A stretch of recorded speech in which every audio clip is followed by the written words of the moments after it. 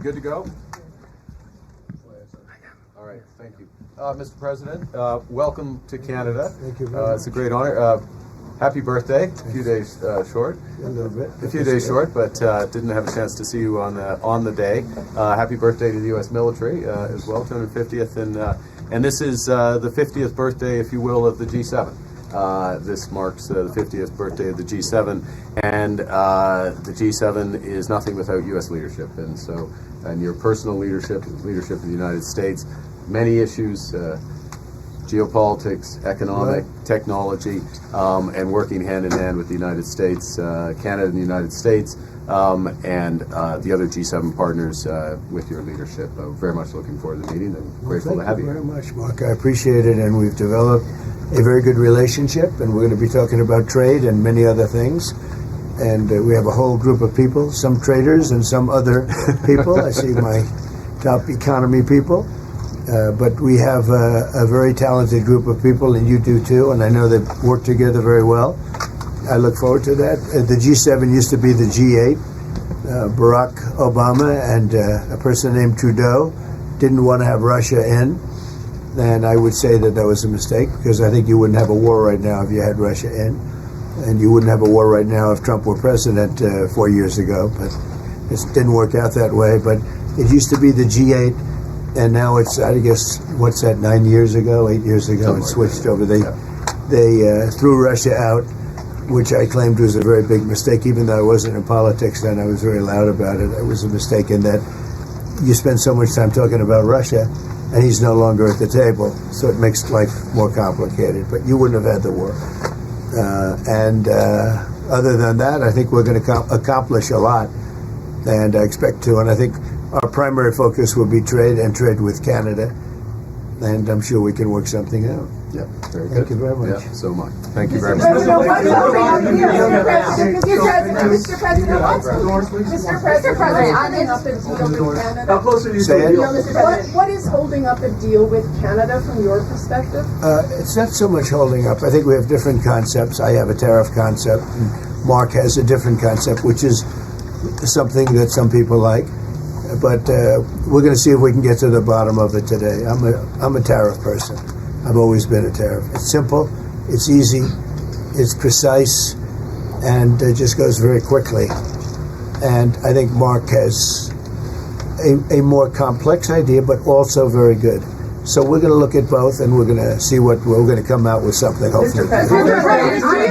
Do you think a deal is achievable within days, within weeks? Is there that kind of runway? Yeah, it's achievable. Both parties have to agree. Yeah, sure. Mr. President, have you heard any signals or seen any messages from intermediaries that Iran wishes to de-escalate the conflict? Yeah. What have you heard? What have you heard from the Iranians? They'd like to talk, but they should have done that before. I had 60 days, and they had 60 days, and on the 61st day I said, we don't have a deal. They have to make a deal, and it's painful for both parties, but I'd say Iran is not winning this war, and they should talk, and they should talk immediately before it's too late. And what would you say, in your opinion, what would it take for the U.S. to get involved in this conflict militarily? I don't want to talk about that. And you mentioned Putin. Do you think that he should have a seat at the G7 today, that it should be the G8? I'm not saying he should at this point, because too much water's gone over the dam, maybe. But it was a big mistake. Obama didn't want him, and the head of your country, the proud head of your country, didn't want him. This was a big mistake. You wouldn't have that war. You know, you have your enemy at the table. Even I don't even consider him. He wasn't really an enemy at that time. There was no concept. If I were president, this war would have never happened. But likewise, if he were a member of what was called the G8 at that time, it was always the G8, you wouldn't have a war right now. Why not? What intelligence support are you providing Israel? We've always supported Israel. We have for a long period of time, strongly. And Israel's doing very well right now. Why not have China at the G8? Why not have China here, the biggest economy in the world after the United States? Well, it's not a bad idea. I don't mind that. If somebody wants to suggest China coming in, I think we suggest. But you want to have people that you can talk to. You know, they don't talk. Putin speaks to me. He doesn't speak to anybody else. He doesn't want to talk because he was very insulted when he got thrown out of the G8, as I would be, as you would be, as anybody would be. He was very insulted. And, I mean, he was thrown out by Trudeau, who convinced one or two people, along with Obama. He was thrown out, and he's not a happy person about it, I can tell you that. He basically doesn't even speak to the people that throw him out, and I agree with him. Go ahead. On immigration, why are you ordering ICE to target Democratic inner cities? What's behind that? I don't know what you're saying. You did a post last night where you said you want ICE to really target Democratic. Yeah, I want them to focus on the cities, because the cities are where you really have what's called sanctuary cities, and that's where the people are. I look at New York, I look at Chicago. I mean, you got a really bad governor in Chicago and a bad mayor, but the governor's probably the worst in the country, Pritzker.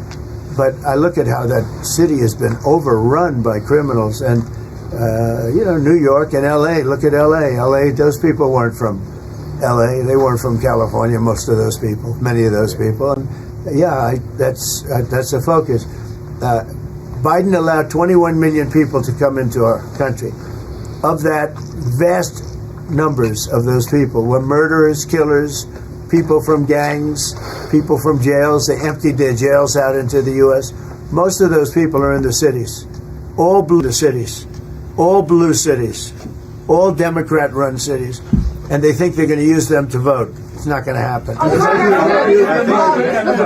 it would take 2 weeks to decide if Thank you. If you don't mind, I'm going to exercise my role, if you will, as G7 chair, since we have a few more minutes with the president and his team, and then we actually have to start the meeting to address some of these big issues. So, alors merci beaucoup vos questions. Thank you. That's it. That's it. Thank you.